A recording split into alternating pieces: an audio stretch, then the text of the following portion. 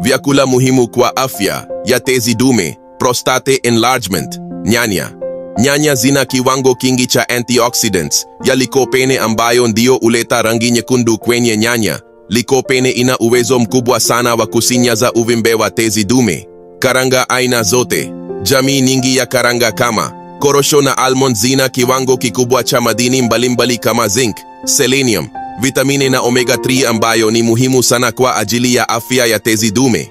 Maharage jamii zote. Green tea. Green tea ina antioxidants za kutosha kupambana na mivimbe.